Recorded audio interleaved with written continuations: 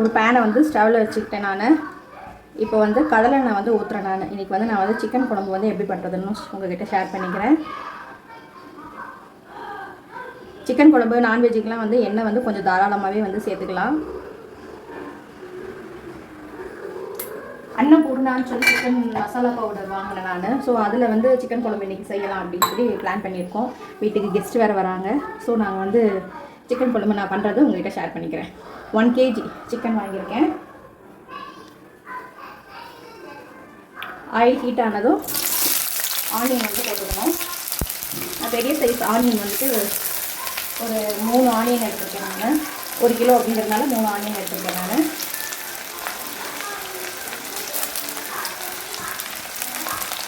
பெரிய சைஸ்னால் ரொம்ப பெருசு இல்லை, ஓரளவுக்கு.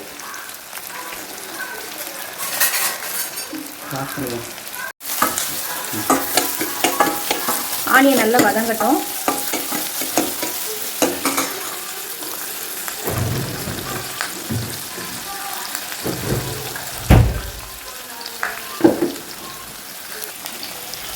இந்த டைமில் வந்து கறி லீஃப் கொஞ்சம் ஆட் பண்ணிக்கலாம். நான் இந்த மாதிரி ஃபுல்லும் வந்துட்டு 2 எடுத்துருக்கேன். எடுத்து வாஷ் பண்ணி அப்படியே ஆட் பண்ணிக்கலாம்.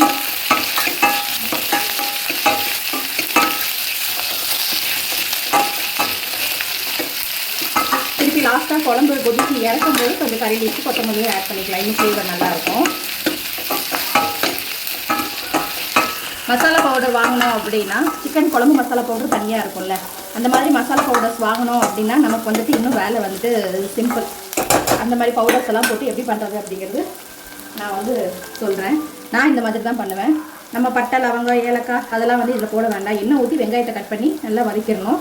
வெங்காயம் வந்து நல்லா வதங்கணும், அதுதான் மெயின். நீங்கள் என்ன குழம்பு வச்சாலும் நான் ஆல்ரெடி எல்லா வீடியோஸையும் நான் சொல்லியிருப்பேன். கொஞ்சமாவது ப்ரௌனிஷாக வரணும். அப்படி இல்லை அப்படின்னா சீக்கிரம் குழம்பு வந்து கெட்டு போயிடும். நீங்கள் எந்த சிக்கன் குழம்பு வச்சுருந்தாலும் சரி, சாம்பார் வச்சுருந்தாலும் சரி, கெட்டு போயிடும். ஸோ வெங்காயம் வந்துட்டு மெயினாக வந்துட்டு நல்லா வதங்கணும். யூஸ்வலாக சாம்பாரில் வந்து நம்ம வந்து புளி சேர்ப்போம். புளி சேர்க்கறதுனால குழம்பு வந்து அவ்வளோ சீக்கிரத்தில் கெட்டு போகாது. ஆனால் புளி சேர்க்காத குழம்புலாம் வந்து சீக்கிரம் வந்து நீங்கள் நெக்ஸ்ட் ஈவினிங் நைட்டு நீங்கள் சூடு பண்ணும்போது ஒரு மாதிரி முறையாக முறைச்சி வந்துடும். அதுக்கு ரீசன் வந்து நம்ம வெங்காயம் வந்துட்டு சரியாக வதக்காமல் இருக்கிறதுனால தான் அது ரீசன். வெங்காயத்தில் வந்து நல்லா வதங்கிருச்சுன்னா குழம்பு வந்து எந்த கேடும் வராது. ஸோ வெங்காயம் தான் மெயின். வெங்காயம் வந்து கொஞ்சம் நல்லா வதங்கணும்.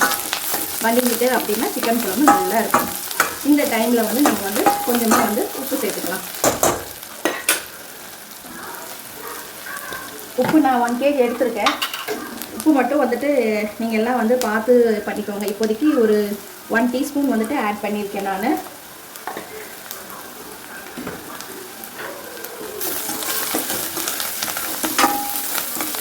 ஆட் பண்ணிவிட்டு நல்லா மிக்ஸ் பண்ணி விட்டுறலாம். இதில் பச்சை மிளகாய் ஆட் பண்ணணும். பச்சை மிளகாய் இப்போ ஆட் பண்ணணும்னு சொல்லி சொல்கிறேன். ஏன்னா இது நான் வந்து புதுசாக வாங்கியிருக்கேன். அன்னபூர்ணா சிக்கன் மசாலா பவுடர் வந்துட்டு அன்னபூர்ணாவில் வந்துட்டு நான் வந்து ஆல்ரெடி வந்து சில்லி பவுடரு, தனியா பவுடரு, சாம்பார்லாம் யூஸ் பண்ணியிருக்கேன். நல்லாயிருக்கும். சரி, சிக்கன் வந்து இதான் ஃபஸ்ட் டைமு. சிக்கன் குழம்பு பவுடர் எப்படி இருக்குதுன்னு தெரியல. ஸோ இது ஃபஸ்ட் டைம் வாங்கிட்டதுனால யூஸ் பண்ணி பார்க்கலாம் அப்படிங்கிற ஒரு பண்ணலான்ட்டு ட்ரை பண்ணுறேன். எப்படி இருக்குது டேஸ்ட்டுன்னு சொல்கிறேன் உங்ககிட்ட. ஒரு டேபிள் ஸ்பூன் வந்து நான் ஆல்ரெடி இஞ்சி பூண்டு பேஸ்ட்டு எப்போவுமே இந்த மாதிரி அரைச்சி வச்சுருவேன். ஸோ நான் ஒரு டேபிள் ஸ்பூன் வந்துட்டு இதில் ஆட் பண்ணியிருக்கேன். ஆட் பண்ணிவிட்டு அதுவும் ஒன்றா சேர்ந்து நல்லா மிக்ஸ் பண்ணிடலாம்.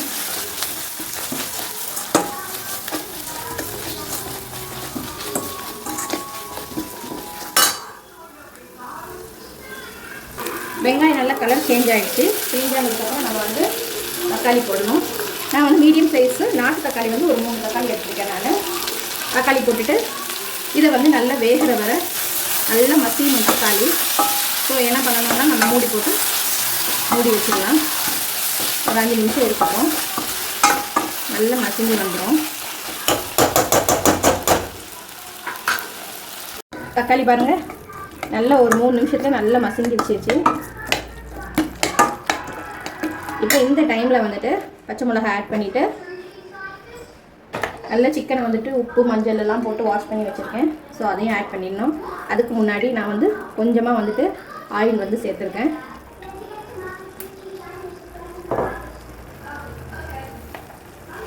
இப்போ நல்லா வாஷ் பண்ணி வச்ச சிக்கனையும் இது கூடவே வந்துட்டு போட்டுருவோம். இப்படி போட்டிங்கன்னா வந்துட்டு பச்சை மிளகாய் ஃப்ளேவரும் நல்லா இறங்கும். அட் த சேம் டைம் வந்துட்டு பச்சை மிளகாய் உடையாது, அப்படியே உடஞ்சி சிக்கனில் அதெல்லாம் வந்து மிக்ஸ் ஆகி அந்த மாதிரி ஆகாது. முழு பச்சை மிளகாவாக இருக்கும், ஃப்ளேவருமே நல்லா இருக்கும்.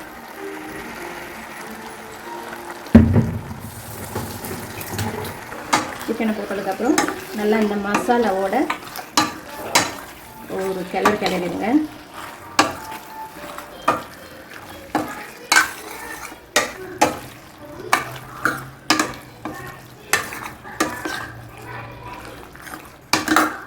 நான் எதுக்கு 1 டீஸ்பூன் சால்ட் வந்து போட்டேன் அப்படின்னா, நம்ம சிக்கன் குழம்பு மசாலாவில் சில மசாலாவில் வந்து உப்பு இருக்கும்.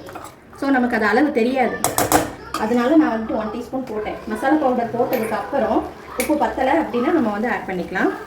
இப்போ வந்து மஞ்சள் பவுடர் 1 டீஸ்பூன் மஞ்சள் வந்துட்டு ஆட் பண்ணியிருக்கேன். அதையும் போட்டு நல்லா மிக்ஸ் பண்ணிடலாம். 1 by 1 போடுங்க. ஏன்னா குவான்டிட்டி அதிகமாகும் போது நம்ம வீட்டில் வந்து அதுக்கேற்ற மாதிரி பாத்திரம் தான் வச்சுருப்போம். ஸோ 1 by 1 போட்டு மிக்ஸ் பண்ணிவிட்டு போடுங்க. எல்லாத்தையும் மொத்தமாக போட வேண்டாம்.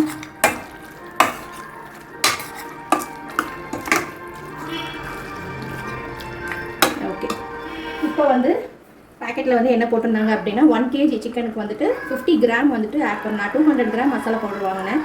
ஸோ 1 kgக்கு நான் வந்து 50 கிராம் வந்துட்டு மெஷர்மெண்ட்டில் எடுத்து வச்சுருக்கேன். ஸோ நான் அதை ஆட் பண்ணுறேன். ஆட் பண்ணிவிட்டு இதையும் வந்துட்டு மெதுவாக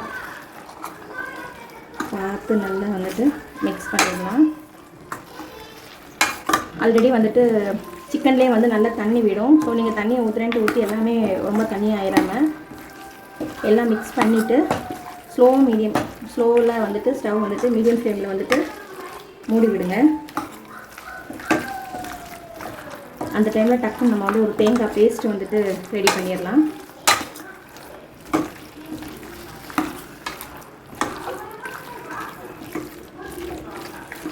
நல்லா மிக்ஸ் ஆகிடுச்சு.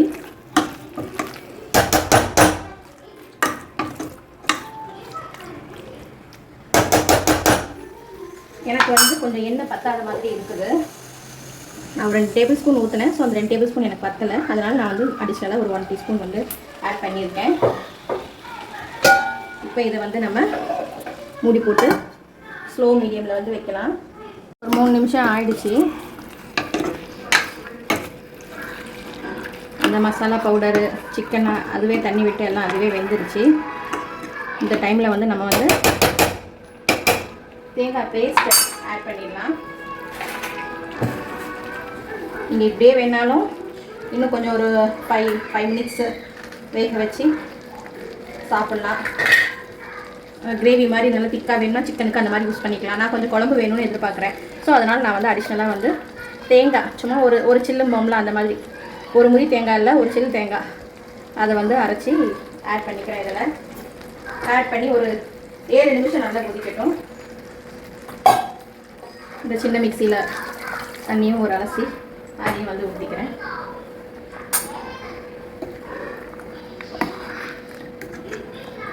இந்த டைமில் உப்பெல்லாம் கரெக்டாக இருக்கான்னு செக் பண்ணிக்கலாம்.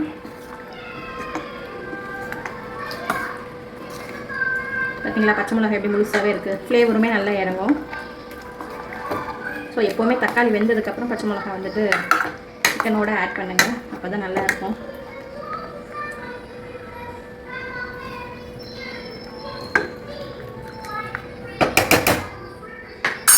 உப்பு இன்னும் கொஞ்சம் போடணும். நல்லா காரசாரமாக இருக்குது மசாலா பவுடர் எல்லாம். இன்னும் கொஞ்சமாக டோட்டலாக சேர்த்து இந்த டம்ளருக்கு ஒரு 3/4 டம்ளர் தண்ணி ஊற்றிருப்பேன்.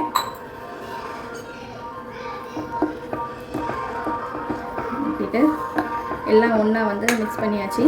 கொஞ்சமாக உப்பு மட்டும் நான் ஆட் பண்ணிக்கிறேன். நான்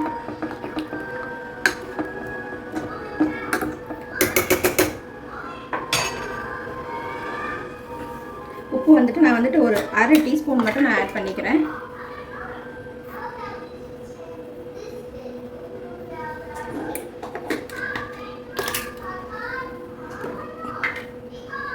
மூடி போட்டு ஒரு 7 நிமிஷம் கொதிக்க வச்சிடலாம்.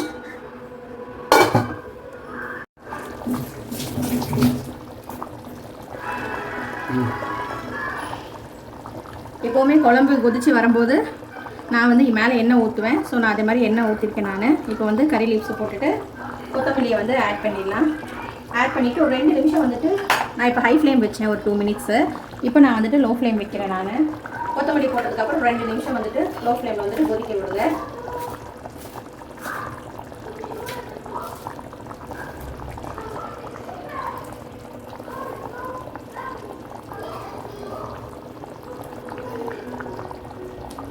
கொத்தமல்லி போட்டாச்சு. நல்லா கிளறி விட்டுங்க.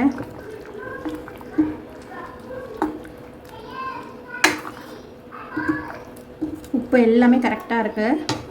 ஃபஸ்ட்டு ஒரு 3 நிமிஷம், அப்புறம் ஒரு 7 நிமிஷம், இப்போ ஒரு 2 இல்லைன்னா ஒரு 3 நிமிஷம் வச்சு மூடி போட்டு இறக்கிடலாம்.